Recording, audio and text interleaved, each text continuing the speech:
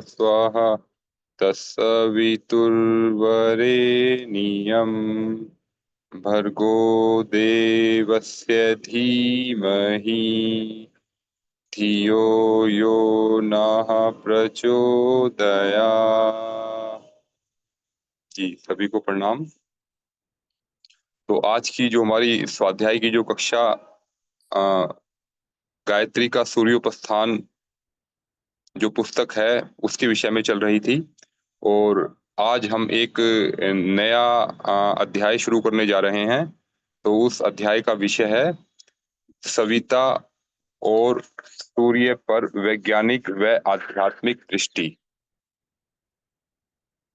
तो जहाँ पर जो है सविता और सूर्य की बात जो आती है तो उसका जो एक पक्ष तो जो हमने समझा वो शरीर और आत्मा जैसा जो संबंध है वही सूर्य और सविता के बीच में संबंध है। तो अब जो है आज के समय में जो वैज्ञानिक जो उस पर कार्य कर रहे हैं तो इसमें जो है वैज्ञानिकों का इस पर क्या दृष्टिकोण है और जो आध्यात्मिक जो जो संत हैं, जो ऋषि मुनि हैं, जो लोग साधना में रत हैं, जो लोग, तो उनका इसके विषय में क्या दृष्टिकोण है। तो हम उसके बीच में एक संबंध जानेंगे कि उसका आपस में भी क्या संबंध है और हम किस किस दृष्टि से जो है हम उसे देखते हैं और सूर्य और सविता का लाभ अपने जीवन में लेते हैं। तो जो भी सृष्टि जो कि हमें दिखाई दे रही है, जो भी विश्व हमें दिखाई देता है, तो उसमें जो है मुख्य रूप से जो है 2 ही प्राण तत्व काम करते हैं। तो एक है मुख्य रूप से जो है जो 2 जो मुख्य जो तत्व हैं, उन 2 तत्वों में से एक है प्राण और दूसरा है भूत। तो प्राण का जो है एक अर्थ देव भी है। हम ये मानते हैं कि जो है प्राण को जो है देवताओं ने उत्पन्न किया है या यह जो है जो ईश्वर ने जो सबसे पहले जो एक तत्व उत्पन्न किया वह जो है प्राण तत्व ही था। तो एक तो वह प्राण तत्व है और दूसरा है भूत। तो जब हम भूत की बात करते हैं यहाँ पर तो यहाँ पर भूत का अर्थ भूत प्रेत से नहीं है। यहाँ पर जो भूत का अर्थ है हमारा पंच महाभूत से। तो जो पंच महाभूतों में जो तत्व जो विद्यमान है तो जो क्योंकि जो भी सृष्टि दृष्टिगोचर हो रही है, जिन भी सृष्टि को हम पृथ्वी पर हम सृष्टि को जिस भी रूप में हम देखते हैं तो उसमें जो है मुख्य रूप से पंच महाभूत हैं और पंच महाभूत के साथ में प्राण मिला है। तो उन तत्वों का मिलन जहां पर भी होता है तो वहां पर जो है वो दृश्य वो प्रकृति जो कि गतिमान जो होती है तो उसमें जो है हमें एक एक तरह का जो क्रियाशील जो जीवन है उसके दर्शन होने लगते हैं। तो हम जो है जीवन को इस रूप में देखते हैं कि जो भी प्रकृति जो पंच महाभूत हम देख रहे हैं, अगर एक पल के लिए यह माने कि उन पंच महाभूतों में से प्राण तत्व निकाल दिया जाए, तो फिर उसकी कोई सत्ता शेष नहीं रह जाती, उसकी उसकी कोई विशेष उपयोगिता हमारे जीवन में शेष नहीं रह जाती।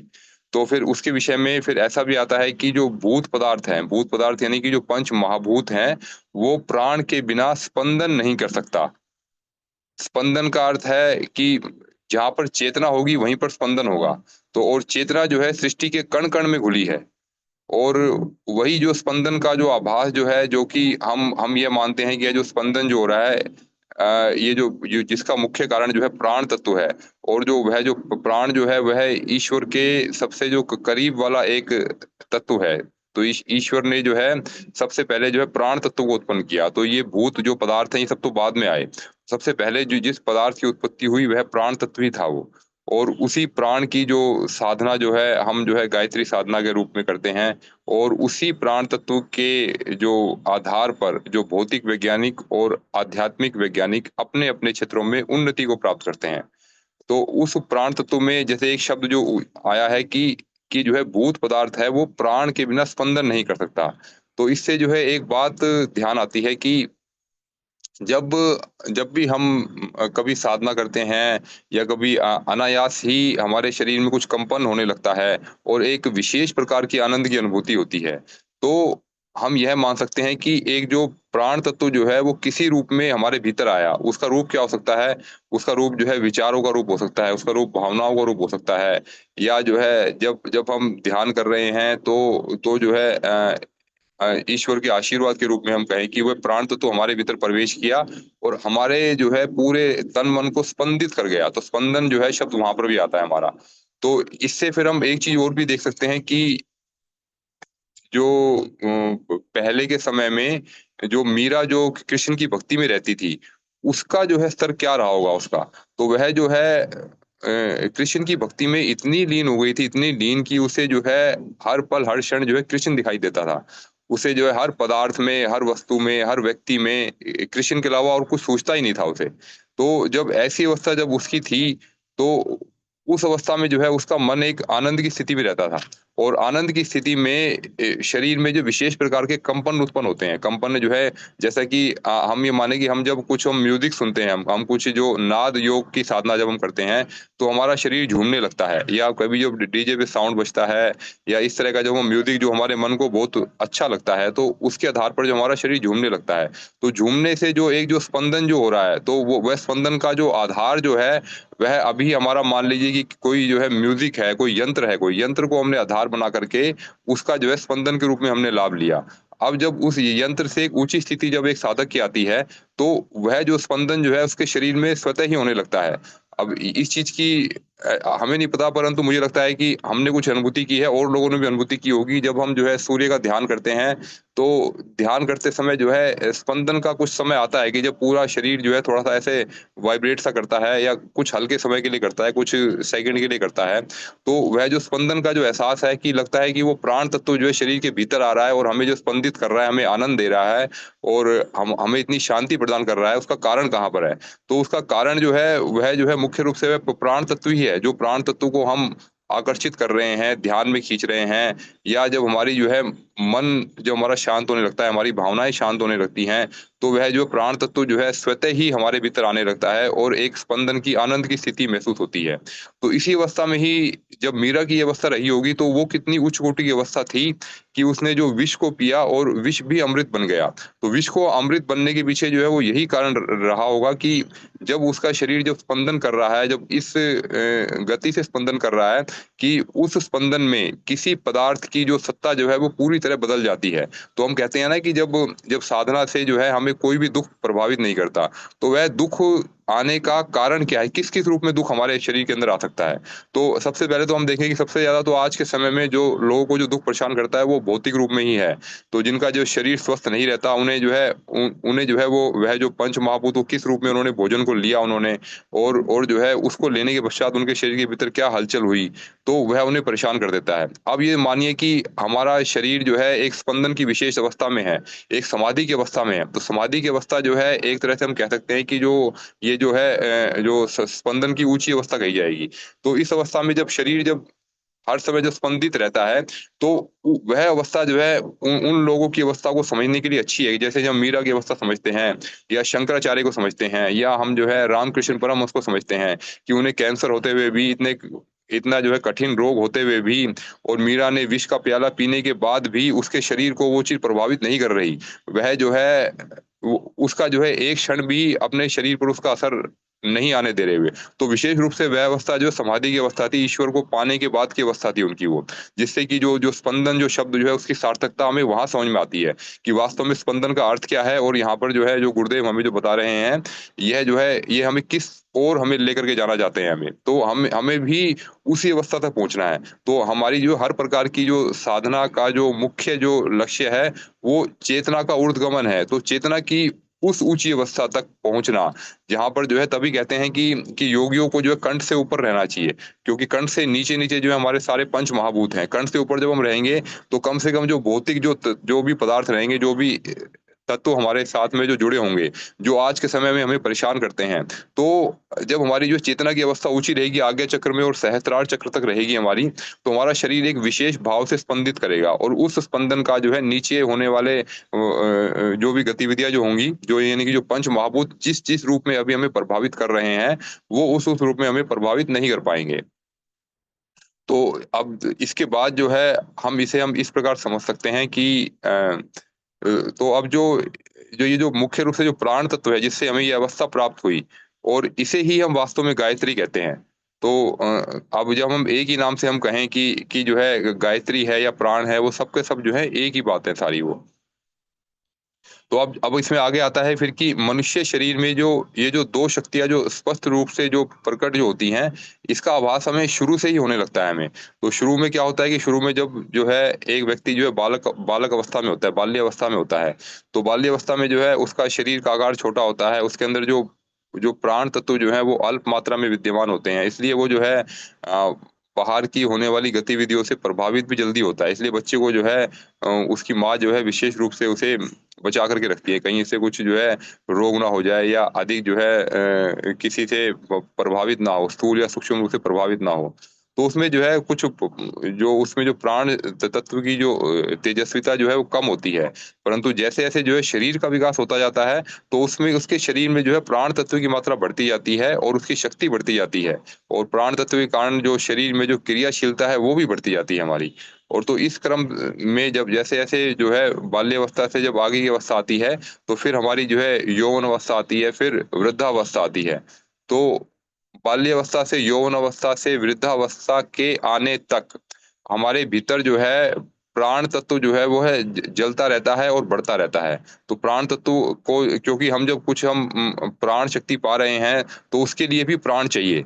जैसे कि हम जो भोजन कर रहे हैं, भोजन से हमें जो शक्ति मिली, परंतु भोजन को पचाने के लिए भी प्राण चाहिए। तो इसको एक और शब्दों में जो है वह समझा जा सकता है कि उसमें फिर गुरुदेव ने ये कहा है कि जैसे-जैसे जो हमारी बाल्यावस्था से वृद्धावस्था तक जब आती है, तो उस समय को जो है गायत्री की संविधा कहा गया है। क्योंकि संविधा का जो अर्थ है कि संविधा जो है वह यज्ञ में हम जब आहुति देते हैं और उस आहुति से जो हमें जो एक ऊर्जा प्राप्त होती है, जो हमें ऊर्जा मिलती है, जो पूरे विश्व ब्रह्मांड के लिए जो ऊर्जा जो प्राप्त होती है, तो वह संविदा रूप में जल करके ही प्राप्त होती है।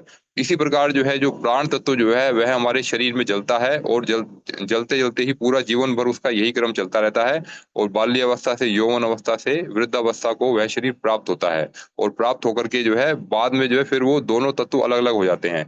यानी कि जो है प्राण तत्व अलग हो जाता है और जो पंच महाभूत वाला जो शरीर है वो पंच महाभूतों में ही विलीन हो जाता है। और फिर इसके बाद फिर आगे जैसे आता है कि जो हमारे शरीर में जो है जो सोचने समझने की और दुःख दुःख को या सुख को अनुभव करने की जो क्षमता जो है और अनेक प्रकार के जो विचार हमारे भीतर उठते हैं, तो उन उन सब का जो मुख्य कारण भी वही प्राण है। और शरीर जो है हमारा जो है, वह जो है प्राण जब तक है, तब तक ही उन्हीं सब चीज़ों की अनुभूति करता है। प्राण नहीं है, तो वह इन सब चीज़ों की अनुभूति भी नहीं कर सकता। तो यदि हम जो है अगर हम जो सूक्ष्म रूप से विचार करेंगे, तो हम यह पाते हैं कि जो हमारा जो प्राण शरीर जो है, वह जो विभिन्न क्षेत्रों में जो क्रियाशील जो रहता है, तो उसके अंदर जो है, उसके अंदर हमारा क्या होता है कि वह सब जो है भौतिक ही है अभी। तो अभी हम जब भौतिकता में जो खोए हुए हैं और अभी हम जो भी संसार की जो गतिविधियाँ देखते हैं, वह सारे जो है भौतिक रूप में ही हम उसे देखते हैं। तो हम अगर हम जो है सूर्य से अगर हम जो है अभी ऊर्जा पा रहे हैं, तो अभी का जो जो स्तर जो हमारा है, वह भौतिक स्तर का ही है। हम जो है उसकी किरणों से, उसकी ज्योति से, उसकी अग्नि से कोई स्थूल तत्व जैसा हम पा रहे हैं। जैसे पंच महाभूतों में जैसे अग्नि एक एक तत्व है, तो अग्नि का उपयोग जो है हम अपने भीतर प्राणों को बढ़ाने के लिए कर रहे हैं, परंतु उसका जो अधिकतर जो अंश जो अभी हम पा रहे हैं, जो जो कि साधना की शुरुआत में जो बिगिनर्स जो भी लोग होते हैं, तो वह जो उसका स्थूल तत्व ही अधिक पाते हैं। स्थूल से ही फिर हम जो सूक्ष्म और कारण शरीर की जब यात्रा करते हैं, तो उसके बाद जो है फिर जो प प प्राण तत्व का जो वह रूप जो है, वह भी हमें महसूस होने लगता है हमें कि उसका जो सूक्ष्म रूप जो है, इसके अंदर जो है सिर्फ़ तेज ही नहीं है, जब एक समय आने के बाद जो है, जब सूर्य के तेज के अंदर भी एक शीतलता का आभास होने लगता है, तो और उसका आभास जितने लंबे समय तक जितने अंशों में हमें होता है, उतना हमें समझ में आने लगता है कि अब हम जो है अपने सूक्ष्म शरीर और कारण शरीर का भी उपयोग कर रहे हैं और उसकी मदद से यह सब अनुभूति हो पा रही है। क्योंकि स्थूलता में तो देखें तो सिर्फ़ इसमें जो है गर्मी के अलावा और कुछ नहीं मिलेगा हमें इसके अंदर। परंतु क्योंकि इसके अंदर जो विशुद्ध प्राण है और यही प्राण ही हमारी धरती पर, पृथ्वी पर जीवन का आधार है। तो वो प्राण के जो अन्य रूप जो हैं, वो शुरुआत में हमें अधिक आभासित नहीं होते, परंतु अभ्यास के साथ-साथ जैसे-जैसे अभ्यास बढ़ता जाता है हमारा, साधना की गति बढ़ती जाती है, तो उनका आभास भी हमारे अपने जीवन में होने लगता है। तो अब इसमें हम द फिर जब हम ध्यान देते हैं, तो हम ये पाते हैं कि जो हमारे जो शरीर के अंदर जो शरीर का जो क्रियाकलाप चलते हैं, जो व्यापार जो चलते हैं, तो उसका जो है, उसका जो मुख्य कारण हम हमें समझ में आता है कि कि जो है यह सब कार्य जो है केवल स्थूल तत्व से ही नहीं चल रहे हैं हमारे। तो अगर हम ये मानते हैं कि इसके पीछे जो इसका नियंत्रण करने वाला एक प्राण तत्व है, तो अगर हम जो है प्राण को भी एक पल के लिए स्थूल तत्व ही मान लिया ना, तो फिर उसके बाद फिर एक और ऊँची शक्ति जो आती है, वो ये कहते हैं कि इसको जो है इस प्राण तत्व को नियंत्रित करने वाली, प्रेरित करने वाली शक्ति कौन-सी है? तो वह जो तीसरी शक्ति है, वह मन की शक्ति कहेंगे हम उसे, कि मन की शक्ति जो है, मन की इच्छा से जो है प्राण जो है वो गति को पाता है। मन की नोक पर प्राण ट्रैवल करता है। तो जो है हम उस समय समझ सकते हैं कि उसको जो नियंत्रण करने वाली तीसरी एक शक्ति मन है। तो अब उस सूर्य के मन से हम अपने मन को जो है किस प्रकार जोड़ें? और यहाँ पर जब अगर सिर्फ़ हम अगर 3 ही चीज़ों में समझें हम, कि हम जो है इसको जैसे हम गायत्री का स्वरूप हम समझें कि ये जो है पंचभौतिक है, यानी कि जो पंचभौतिक जो पाँचों तत्वों की पूर्ति इससे हो सकती है, और इसके अंदर एक प्राण तत्व है, और इसको चलाने वाली जो है एक मन की जो है मांत्रिक शक्ति भी इसके अंदर विद्यमान है। अगर हम इन तीनों के समग्र रूप को गायत्री मानते हैं, तो हम इन तीनों को जो है फिर हम पाँचों कोश भी मान सकते हैं, तो पाँचों कोश भी इसी में सिमट गए। तो यहाँ पर जब मन की बात की जाती है, तो मन के अंदर जो है फिर मन जो है वो सुपर चेतन वाला मन आ जाएगा इसके अंदर। तो सुपर चेतन वाला मन जो है जो कि आत्मा के सबसे करीब है, जो कि विज्ञान में कोश की साधना है। तो विज्ञान में कोश की साधना में ही जो सुपर चेतन मन का जो नियंत्रण जो आता है, वो उसके अंदर आता है हमारा वो। तो इस प्रकार जो है हम किसी भी रूप में से समझ सकते हैं। इसको जो है 3 तरह से समझ सकते हैं, इसको 5 तरह से समझें हम उसको। परंतु मुख्य रूप से जो है मुख्य रूप से जो आधार जो है सबका वही है, वो है सूर्य है, वो है सविता देवता। और देखिए इसके बाद अब आगे आता है कि अब कितनी गहरे शब्द आएँगे, अब ये हम इस बात की अनुभूति हम इससे कर सकते हैं कि यहाँ पर जो 3 चीज़ें जो आई हमारी, जो पंच भौतिक, प्राण और मन, तो जो इन तीनों को जो जानता है, तो उससे जो है उसको जो है भौतिक कलेश और प्रपंच से मुक्ति दिलाने वाली विद्या कहा गया है। यही गायत्री विद्या है। गायत्री विद्या के दम पर जो है हम इन पंच भौतिक यानी कि पंच महाभूतों के वास्तविक स्वरूप को जानते हैं, प्राण तत्व को जानते हैं, और मन की जो मांत्रिक शक्ति है वो जानते हैं। तो और ये सभी जो है सभी गायत्री है, यानी कि सभी ही प्राण का एक स्वरूप है।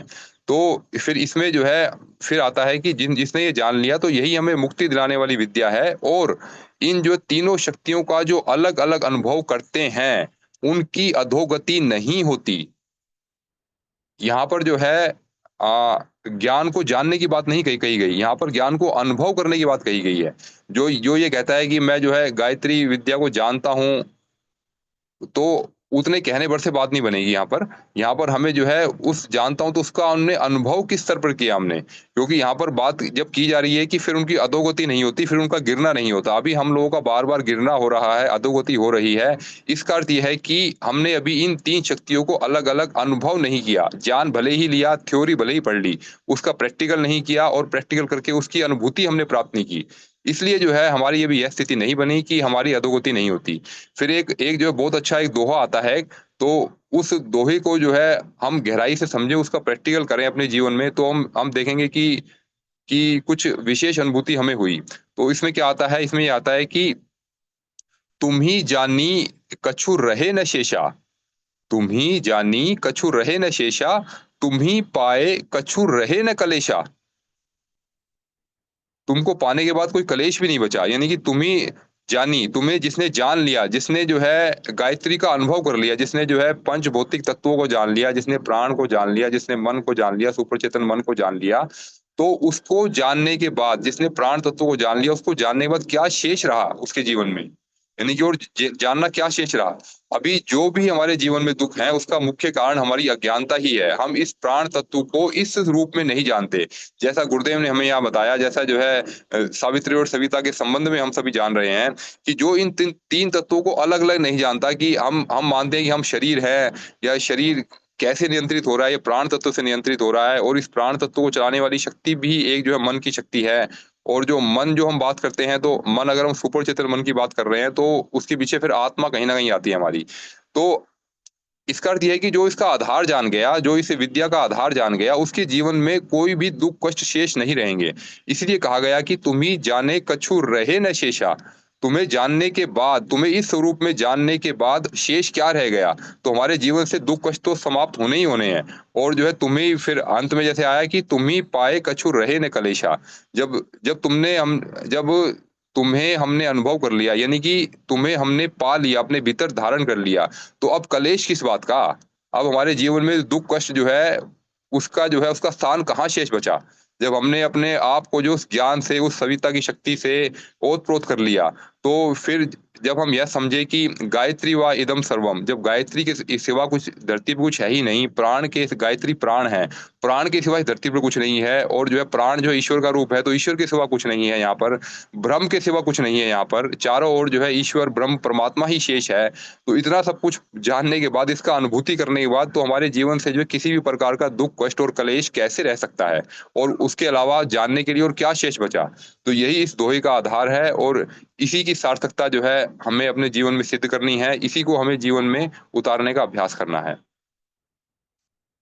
तो इसके बाद जो है, चलिए इसके बाद फिर आगे आता है कि गायत्री का आविर्भाव कहाँ से होता है? यानी कि गायत्री की जो उत्पत्ति कहाँ पर होती है? तो यह थोड़ा-सा बड़ा विषय है, तो इसके बारे में हम चर्चा अब कल करेंगे, इसके बारे में कि गायत्री की उत्पत्ति का आधार कहाँ पर है। तो अभी के लिए जो है मैं अपनी वाणी को यहीं विराम दूँगा, और किसी की कोई प्रश्नोत्तरी बनती है, तो वह अवश्य रखें। कुछ अनुभव है तो वह भी अपना अवश्य रखा जा सकता है। जी, सभी को धन्यवाद, सभी को प्रणाम।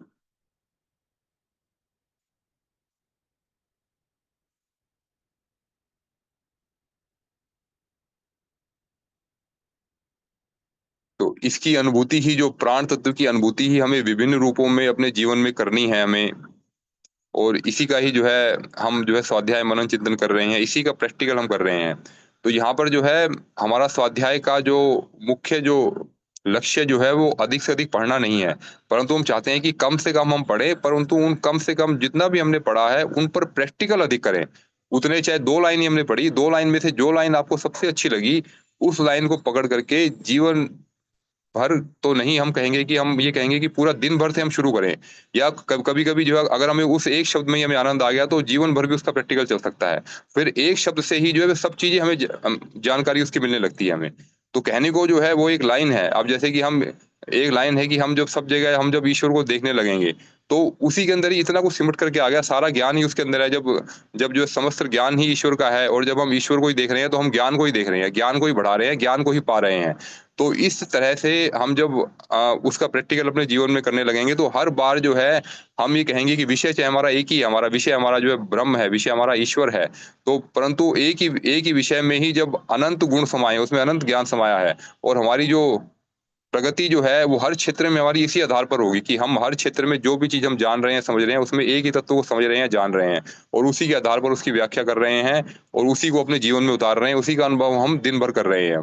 तो तो हम उसका प्रैक्टिकल जब हम करेंगे, तो हमें एक चेतना की विशेष अवस्था प्राप्त होगी, और एक आनंद की एक विशेष स्थिति में हम लोग रहने लगेंगे। जी, धन्यवाद सभी को। अगर कोई प्रश्नोत्तरी बनती है, तो वो कृपया अवश्य रखें, या अपना अनुभव अवश्य दें सभी।